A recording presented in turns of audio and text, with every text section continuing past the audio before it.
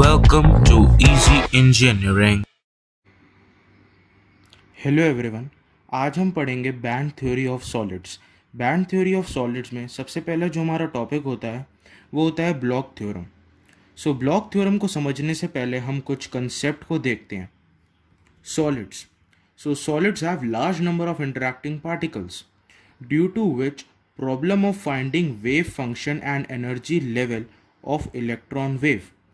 तो हमें पता है कि जो सॉलिड होता है उसके अंदर, जैसे कि आप यहाँ देख सकते हैं, large number of interacting particles मतलब एटम्स होते हैं।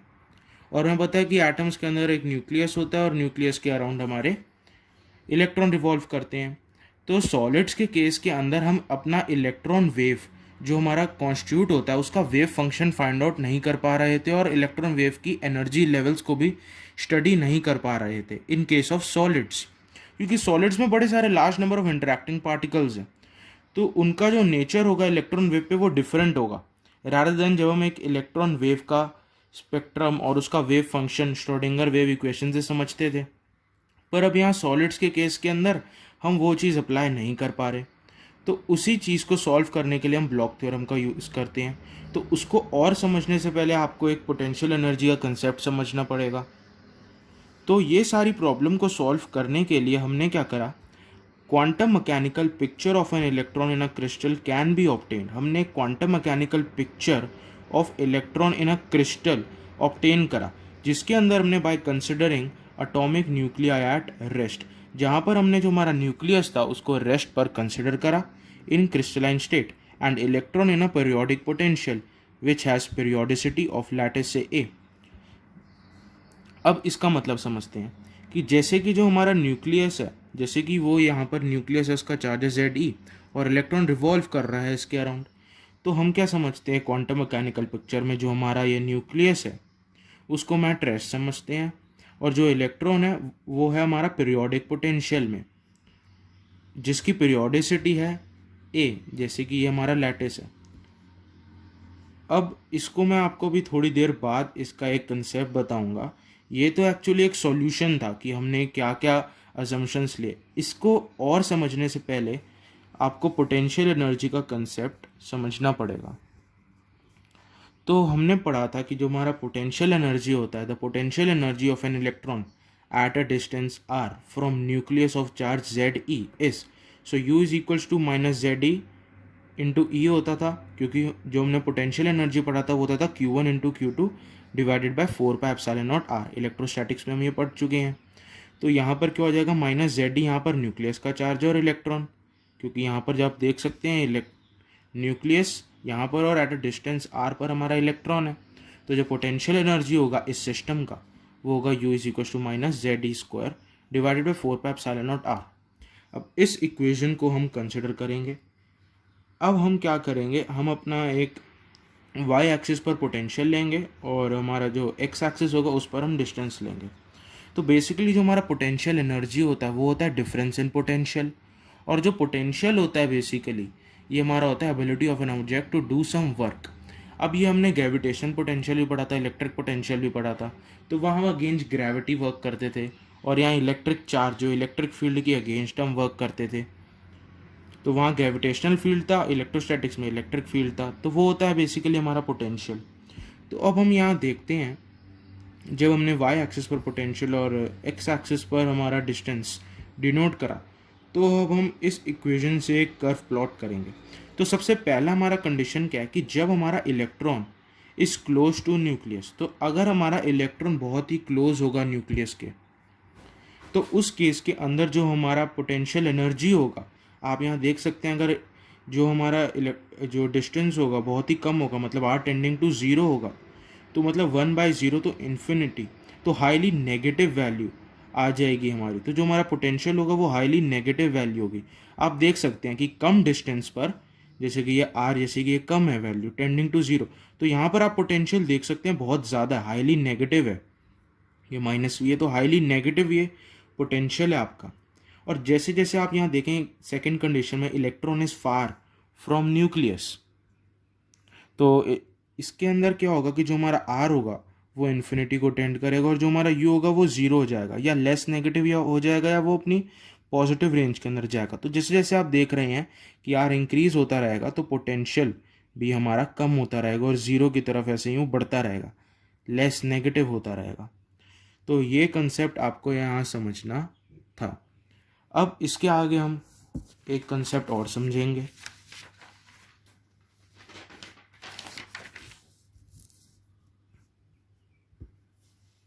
अब जैसे कि हम सॉलिड का ही बात कर रहे थे, so in a crystal number of atoms और nuclei lie close to each other. अब ये भी पता है कि एक सॉलिड या क्रिस्टल के अंदर जो एटम्स होंगे या न्यूक्लियाई होंगे बहुत ही क्लोज लाई करेंगे। सो देयर पोटेंशियल एनर्जी जो होगी, अब यहाँ तो मैंने आपको एक एटम का पोटेंशियल एनर्जी बताया था, पर सॉलिड्स के केस में क्या होता है कि जो नंबर ऑफ एटम्स होते हैं वो बहुत सारे होते हैं। तो अगर हम सबकी पोटेंशियल एनर्जी निकालें, so their potential energy adds to give a resultant potential for system। तो जो उनका पोटेंशियल एनर्जी होगा ऐड हो जाएगा और एक रिजल्टेंट पोटेंशियल हम निकालेंगे। So hence variation of potential energy takes the form of 1D lattice. अब आपको ये समझ नहीं आ रहा होगा, आपको ये तो समझ आ गया होगा कि एक सॉलिड है, एक क्रिस्टल के अंदर बड़े सारे एटम्स होते हैं, न्यूक्लिया होते हैं जो बहुत ही क्लोजली लाई करते हैं। उनकी वजह से जो हमारा पोटेंशियल होता है सबके अलग अलग एटम्स का, वो ऐड हो जाता है और एक रिजल्टेंट पोटेंशियल हमें मिलता है। अब जो variation of potential energy takes the form for 1D lattice, अब ये क्या है? अब आप यहाँ देखें कि जैसे कि ये एक क्रिस्टल है,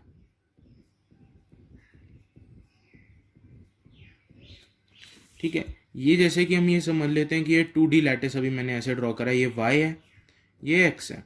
तो 1D लैटिस के अंदर क्या होगा, हमारा एक ही डायमेंशन हम कंसिडर करेंगे। तो 1D लैटिस के अंदर हम एक डायमेंशन जब कंसिडर करेंगे तो हम जैसे कि अभी यहाँ पर सिर्फ एक ये डायमेंशन कंसिडर करते हैं। तो अगर हम इस डायमेंशन के अंदर बात करें, मतलब ये वाला, तो यहाँ पर ये एक एटम है, तो मैं इसको एक न्यूक्लिया मान लेता हूँ, न्यूक्लिया पॉजिटिव चार्ज, ठीक है। तो इसके बीच का ये जो डिस्टेंस है ये है a। तो जो हमारा यहाँ पर मैंने बोला था आपको, variation of potential energy takes the form of 1D lattice. तो जो 1D लैटिस होगी, जो हमारी पोटेंशियल एनर्जी होगी, यहाँ पर वेरी करेगी।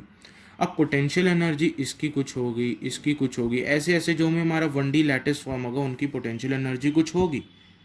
तो जो हमारी इन सब की पोटेंशियल एनर्जी होगी हम उसको ऐड करेंगे to give a resultant potential.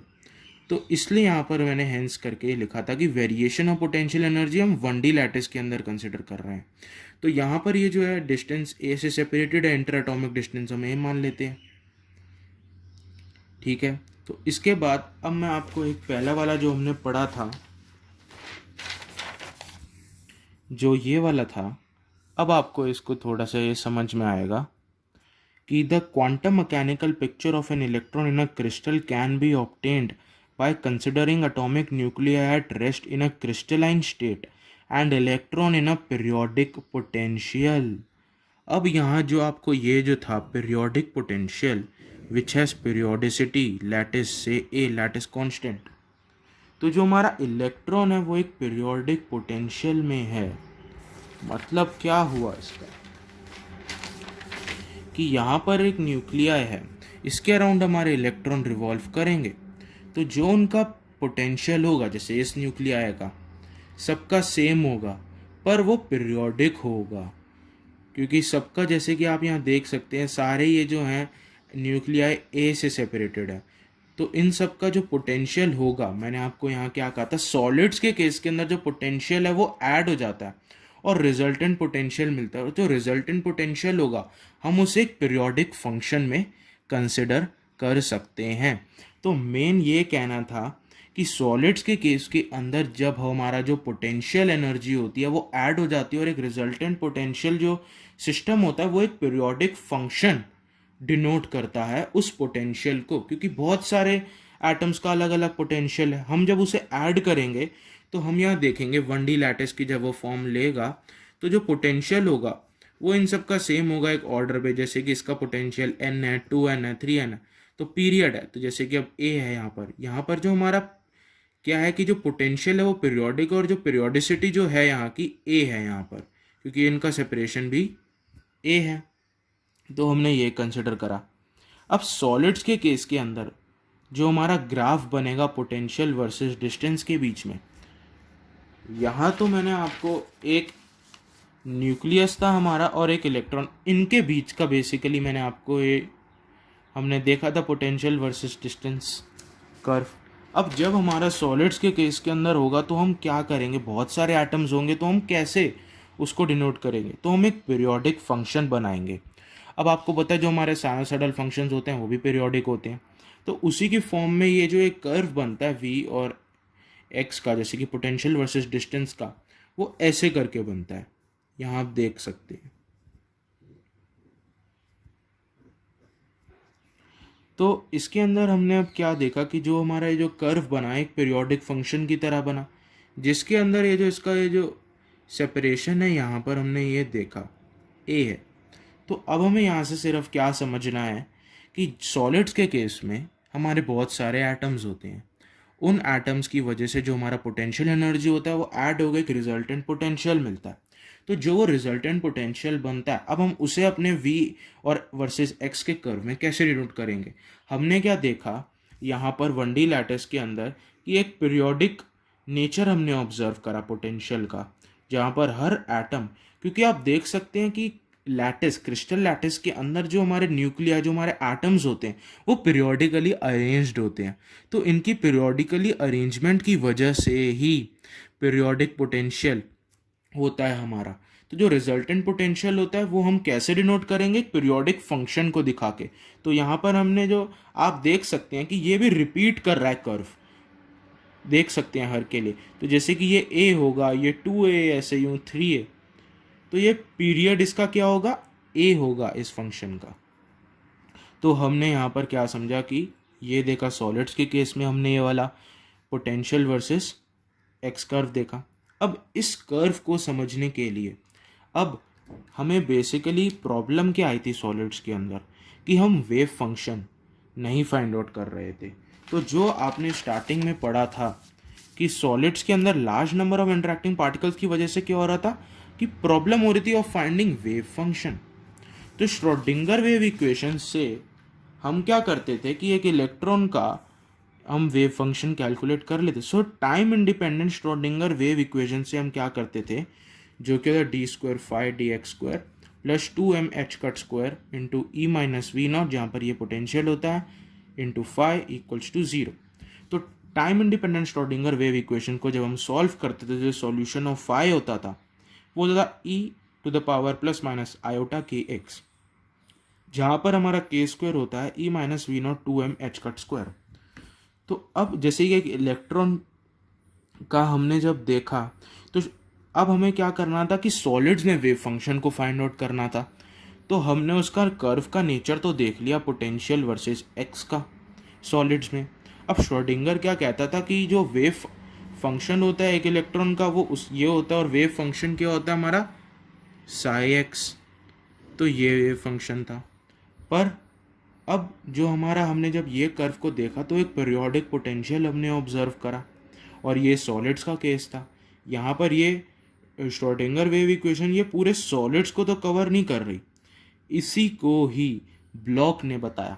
तो जो हमारा ब्लॉक थ्योरम होता है वो क्या होता है कि block explain that for the electron moving in a periodic potential, that is in case of solids, जब हमारे पार्टिकल्स होंगे लार्ज और जो हमारा पोटेंशियल एनर्जी ऐड करके रिजल्टेंट पोटेंशियल देगा, जो हमारे रिजल्टेंट पोटेंशियल को हम एक पीरियोडिक फंक्शन से रिप्रेजेंट करते हैं।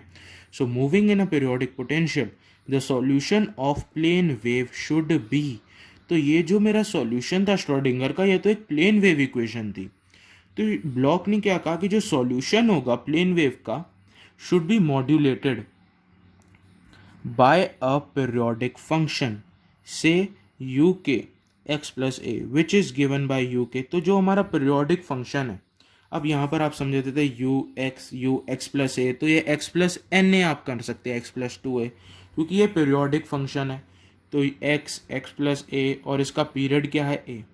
तो ब्लॉक ने बस यही कहा कि जब भी हमारा इलेक्ट्रॉन मूव करेगा पीरियोडिक पोटेंशियल में, तो जो हमारा सॉल्यूशन होगा वो मॉड्यूलेट हो जाएगा by a periodic wave function. तो जो हमारा वेव फंक्शन बनेगा सॉलिड्स के केस के अंदर, जो वेव फंक्शन जो हमारी प्रॉब्लम आ रही थी, तो ब्लॉक ने हमारी प्रॉब्लम को सॉल्व करके अपना ब्लॉक थ्योरम दिया, जिससे हमें वेव फंक्शन इलेक्ट्रॉन का moving in a periodic potential, that is in case of solids, हमें पता लग गया। तो जो हमारा श्रोडिंगर वेव इक्वेशन था psi X E to the power plus minus iota के एक्स, यहाँ पर अब आप कंफ्यूज मत होना, बस आप इसको ये याद करके सॉल्व होकर यही सॉल्यूशन आता है। जहाँ पर हम कंपेयर करके जो के स्क्वायर है, तो ये आप इतना मैथ्स में मत जाना, बस कंसेप्ट को समझो कि फिर ब्लॉक ने क्या करा। यहाँ पर देखो आप, मल्टीप्लाई हो गया हमारा एक पीरियोडिक फंक्शन, तो हमारा जो एक वेव फंक्शन था उसके अंदर एक पीरियोडिक फंक्शन भी आ गया, जो एक पीरियोडिक पोटेंशियल को डिनोट करेगा। ठीक है, अब हमने ये भी समझ लिया है।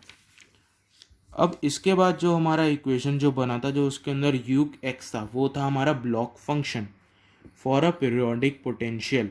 तो जहाँ पर जो हमारा पीरियोडिक पोटेंशियल था वी ऑफ एक्स, अब वो क्या हो सकता है वी ऑफ एक्स प्लस ए, तो ये इसका इतना नहीं है, तो ये एक्स प्लस एन ए, क्योंकि आप देख सकते हैं कि जो पीरियोडिक फंक्शन होता है वो सेम होता है, उसका ऑर्डर है, यहाँ एक्स प्लस ए लिख दूँ, एक्स प्लस टू ए, एक्स प्लस थ्री ए, एक्स प्लस ए, तो एक्स प्लस एन ए, इन सब का ये पीरियोडिक नेचर है।